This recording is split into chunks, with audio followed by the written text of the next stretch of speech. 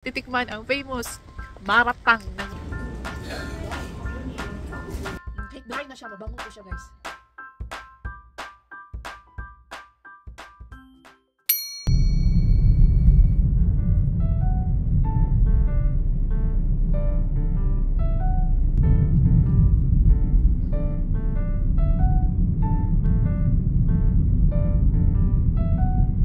Hello mga kabisdak! Welcome back sa ating vlog! This is Bisdak in Korea, your Boholana Ajuma.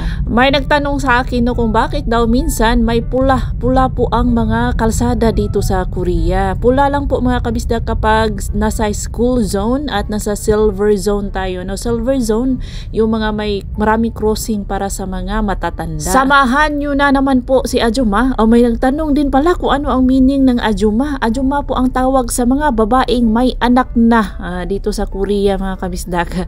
So samahan nyo po ako dito sa bayan. Kakatapos lang natin sa ating klase sa Yongha Elementary School at 11:50 natatapos ang aking klase at wala po kaming free lunch doon. So tayo ay maghahanap pa ng makakainan dito sa bayan dahil malapit lang man ang Yongha dito. Hello mga kabisdak! Welcome back! Uy, may mani man dito. Pasayang na mga mani na laglag guys. Pasayang na mga mani na laglag. Oh, nangalaglag yung mani. So for today's video, ay ating titikman ang famous maratang ng mga Chinese. Sikat na din po ang maratang dito sa Korea mga kabisdak.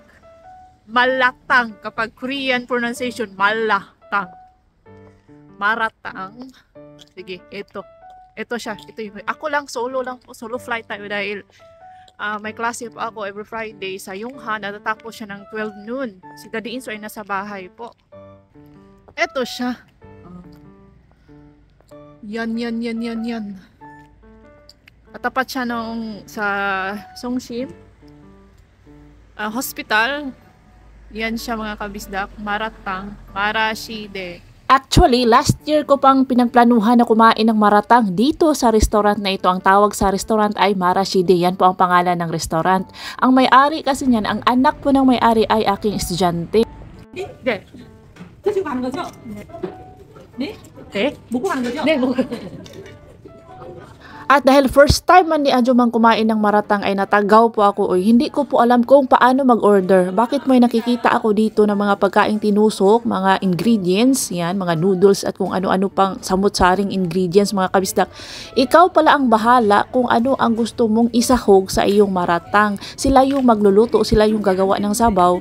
Ikaw yung pipiliin mo kung alin doon sa nakadisplay ang gusto mong isahog. Bibigyan ka nila ng number tapos pipili ka ng levels of spiciness kung ano ang gusto mo. Maanghang ba? May 3 level po sila ng anghang. Level 1 yung green. Level 1 meaning hindi siya masyadong maanghang mga kabisdak. Nung pagpasok ko talaga sa restaurant is nakita po ako ng aking estudyante sa Hagwon sa English Academy at siya po ang nagturo sa akin kung paano mag-order. So yun, ang sabi sa akin is pumili ka lang dyan teacher kung alin ang gusto mong ingredients sa iyong maratang, sila na daw ang magluluto. So ako naman ito is pinili ko yung mga masasarap mga kabisdak at yung mga hindi ko pa natikman like bamboo shoots, yung mga mushroom na ngayon ko lang nakita. Ay sos, medyo nagsisisi ako mga kabisdak nung time na yan. Nagahinuktok na ako, nagatulala na ako at medyo nagsisisi. Dahil yung nabayaran ko mga kabisdak ay almost 800 pesos.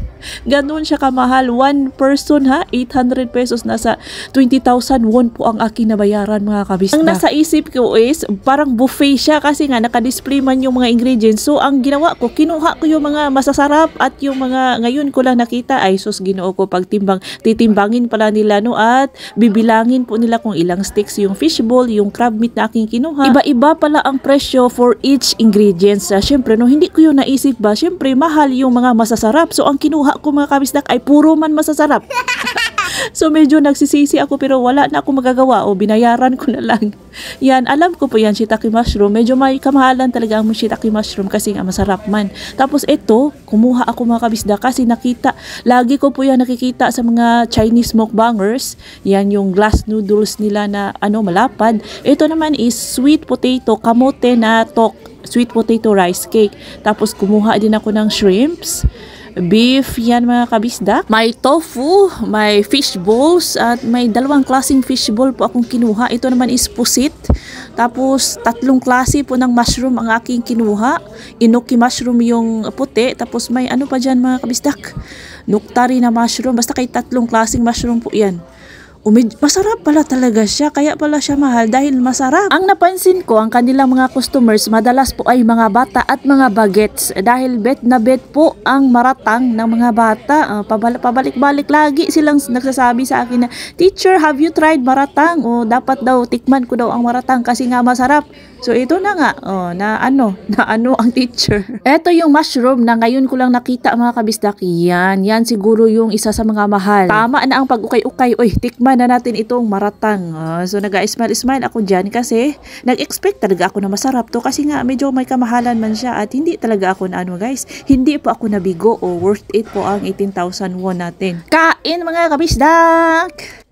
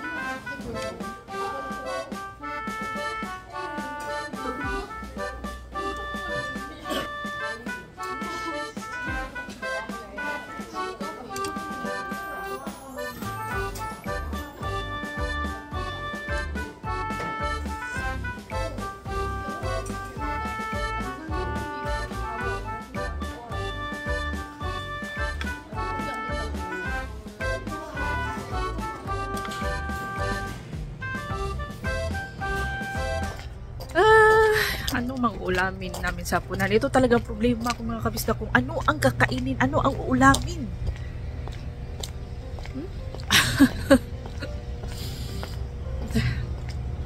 Problema ng mga nanay. Ano na naman ang ulamin? O, pupunta tayo sa Mart at mag-iisip ako doon kung ano makita ko na sa piling, kung ano makita ko doon na sa tingin ko masarap, yun po ang ating lutuin. Yun po ang ating ulamin sa hapunan.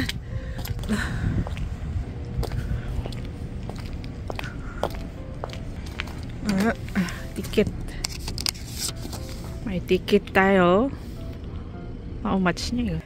Less than 1 hour lang man tayo mga kabisdak. So, 500 won yung coins. Ito yung coins nila dito. Meron pang mas maliit dito ata mga kabisdak. Yan. Sa kanilang 500, ito po ang pinakamalaki na coin. 500 won. Nasa ano to mga kabisdak? Pag i-convert, nasa mga 20 pesos po ito. Ito naman is 100 won. Ito is 10 won. So tara na mga kabisdak, madumi talaga ito kasi nga palagi nag-snow. So hindi pa ako naglilinis. Sayang kasi kapag linisin ko ngayon tapos kinabukasan mag-snow na naman, so madudumihan na naman ulit mga kabisdak. Tara na. Saka ko na lang lilinisin ang ating kotse kapag hindi na masyado nag-snow. So, nandito tayo sa J-Mart. Malapit lang po ito sa kinainan ko na Maratang restaurant, yung Marashide. Pagkapasok ko ay pinatugtog man nila yung aking paborito na Ashiwabo sa yoltushi. Ting tirididididing. Ting tirididing. Ashiwabo sa yoltushi ne. Kapag marinig ko yan mga kabisdak, ay hindi ko talaga mapigilang, hindi kumibot. O ayan, tinudo ko na kasi wala man ako nakitang tao dito sa fish section. At pero may nakita man akong papalapit ay nagpretending lang ako. Nagpasamangil lang ako dyan na kukuha ako ng mabibili ko na seashells. Yan po guys. Pero kumuha talaga ako ng seashells. Gusto ko kasi humigop ng sabaw sa Saturday kami ni Bianan doon kasi tayo magluluto every weekend. Yan po ang paborito ni Bianan guys. Kalgukso. Para mahalin tayo ng ating mga Bianan ay lutuan po natin sila ng kanilang mga paboritong putahe. Oh, yun ang sekreto guys. Di bitaw. Gusto ko din po ang kalgukso mga kabisda kaya madalas ko po siyang niluluto kapag nandoon kami sa bahay ni Bianan. At ito yung sinasabi ko sa inyo na beans, soybeans, yung bang chonggokjang. Yan po yun, yung fermented na soybeans. Hindi po yan denjang ha, chonggokjang. At pumunta din ako dito sa vegetable section kasi kukuha tayo ng zucchini. Ipang toppings po natin yan sa ating kalgukso. So may nagtatanong pala sa akin kung kaparehas lang ba daw ang zucchini at cucumber. Ay hindi po, magkaiba po ang zucchini at cucumber. Itong zucchini is kapamilya po siya ng kalabasa. Para siyang kalabasa mga kabisdak. Yung shape lang niya is para siyang cucumber. Nagtingin-tingin din ako sa kanila mga tinapay kung ano ang pwede kong ipasalubong kay Little Insoy dahil early man ako mga kabisdak natapos. Pag early ako matapos sa work ay dinadaanan ko na po si Little Insoy. Ako na po ang sumusundo sa kanya doon mismo sa kanyang school.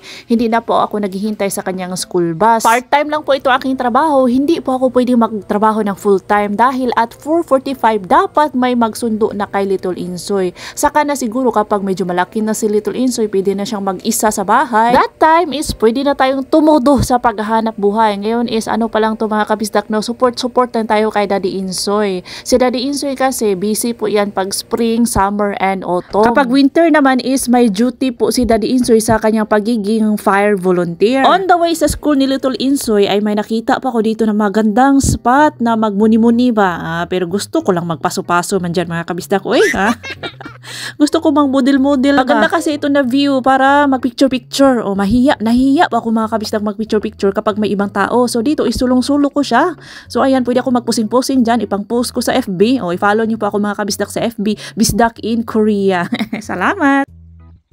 Hello mga kabisdak! So i-share ko dahil may nagtatanong dito na subscriber natin sa YT kung magkano daw ang first sahod ko.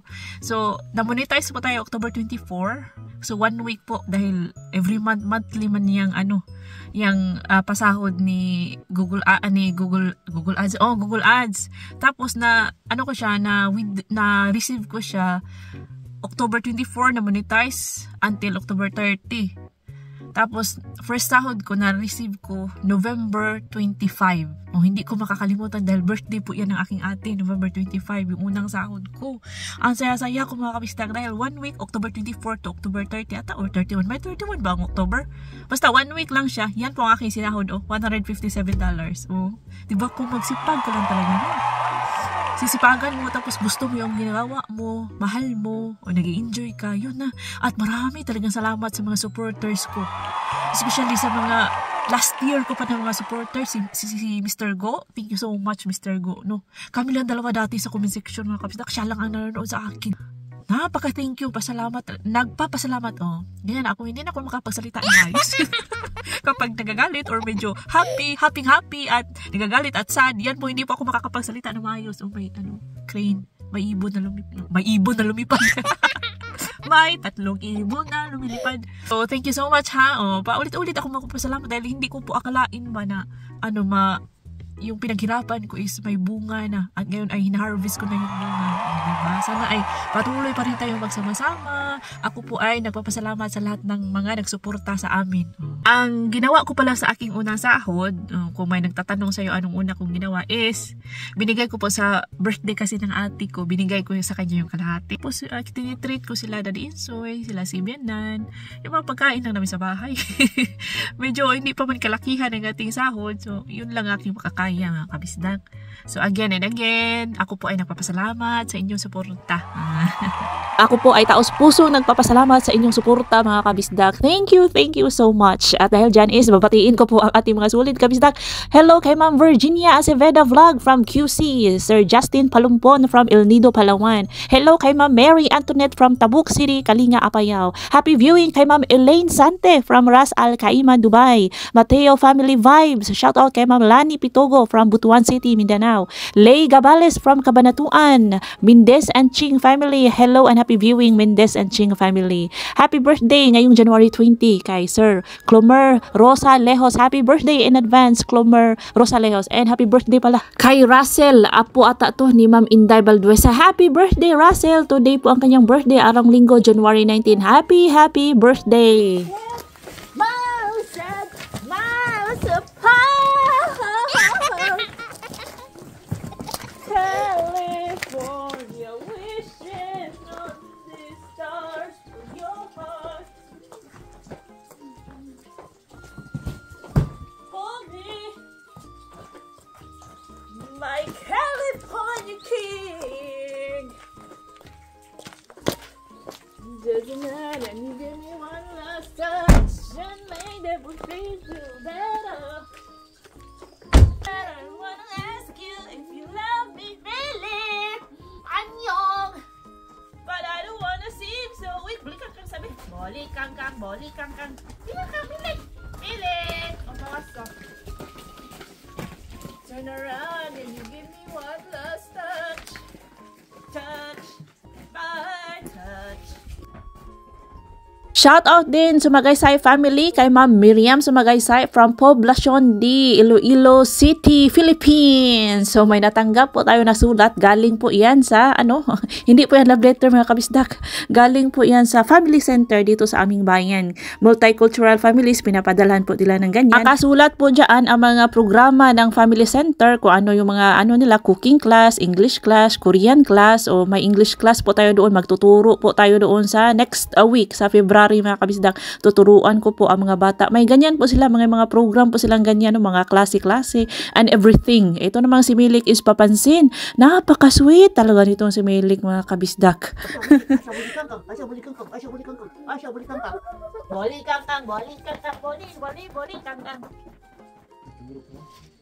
So, ito mga kabisdak kasi sulal naman in 2 weeks ay New Year na dito mga kabisdak.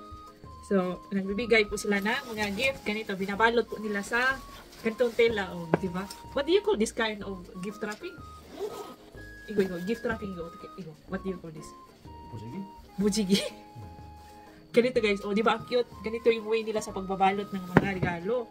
Usually, kapag sulal or chusok, ang mga binibigay is mga prutas, mga canned goods, mga pagkain na gift set. Or yung ibang mga company nagbibigay ng mga skincare. Yung magagamit mo talaga. Ito is dried persimmon daw to. Ito yung binigay ng ating estudyante na one-on-one kami tutorial. Yan. Thank you so much, Mr. Jang. Adult student ko siya mga kabisda. Yan. Oh, dried persimmon mga kabisda. Ang bango. Kahit dry na siya, mabango po siya guys. Alam nyo, mas masarap. Para sa akin, masarap naman ang fresh na persimmon. Gusto ko ang fresh na persimmon. At gusto ko din ito. Ito siya mga kabisdak. Ayan. Ito siya guys. Camera. Ito siya mga kabisdak. Ayan.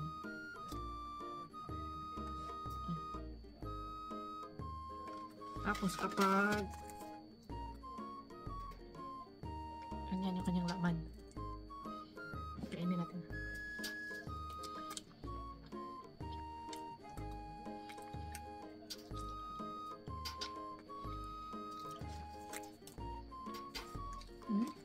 Matamis guys, matamis. Matamis siya pero hindi nakakaumay.